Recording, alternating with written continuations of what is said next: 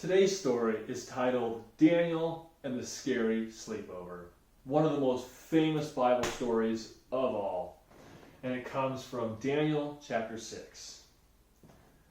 Things were not looking good for God's people. They had been captured and taken far from home, and now they were slaves of the king of Babylon.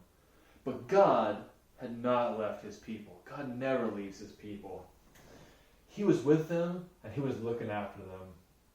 Daniel loved God and obeyed him. And then God made Daniel able to understand tremendous things because the power God had put in Daniel's mind. Daniel was able to understand lots of difficult things, so it wasn't long before the king of Babylon noticed him. King Darius liked how clever Daniel was, so he made Daniel his most important helper of all, and put him in charge of lots of other helpers. But the other helpers didn't like him. They wanted the king to like them the best. They wanted to get rid of Daniel. So they spied on Daniel. They tried to find things wrong with Daniel, things they could tell the king, things they could... But there weren't any. None. They couldn't find anything at all. Except there was just one thing. Every day, 3 times a day, without fail, no matter what, Daniel went to his room, closed the door, and prayed. They smiled to themselves. Let's get the king to make a law.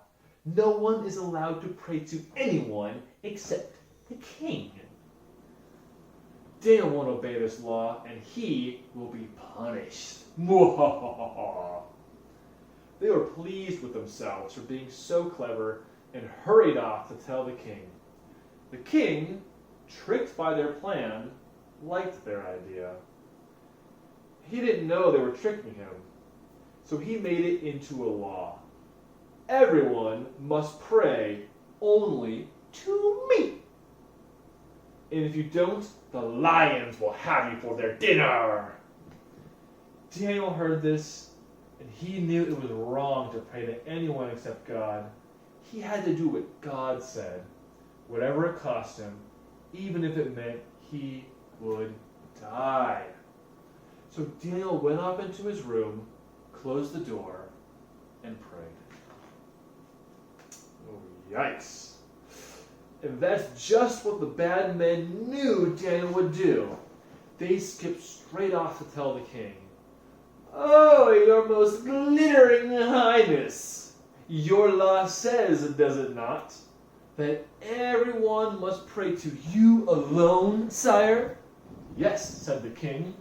"Oh, magisterial brightness, then correct us if we're wrong, but it would seem that Daniel is praying to God and not to you." Ha! Oh no, the king was sad. He had been tricked. He didn't want to hurt Daniel, but he couldn't change the law. So he let his soldiers seize him and throw Daniel into the lions. "May your God, who loves you so much, rescue you," the king said. The king went back to his palace, but he didn't sleep that night. Not a wink. He tossed and turned until finally, at the first glimmer of dawn, he leapt out of bed and ran straight to the den. "Daniel," he cried, "has your God rescued you?" "Yes," Daniel shouted. "God sent an angel to close the lions' mouths." There's more to the story, actually. And there, resting his head on Daniel's lap, was the biggest lion, purring like a little kitten. The king brought Daniel out of the den. "Look," he said, "Daniel doesn't even have a scratch." The king made a new law. Daniel's God is the one true God. The God who rescues, pray to him instead. God would keep on rescuing his people. And the time was coming when God would send another brave hero, like Daniel, who would love God and do what he said, whatever it cost him, even if it meant he would die.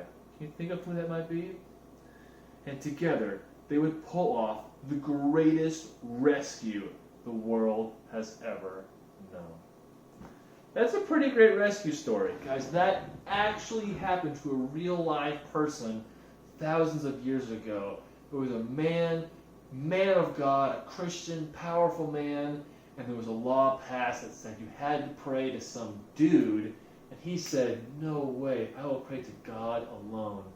Daniel knew the consequences, being thrown into a pit of hungry lions. But I guarantee you, he was very afraid.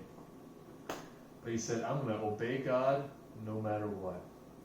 And so the bad guys, they seized him, threw him into the lion's den, and the opposite of what you would expect to happen, happened.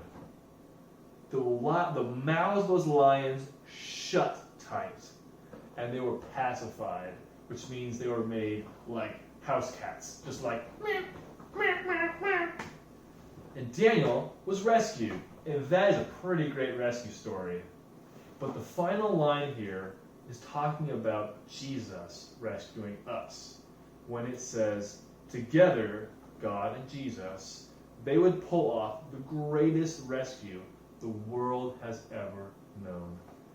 Guys, Jesus rescuing people from sin is an even greater rescue story than Daniel being saved from the mouth of ferocious lions. That story is crazy.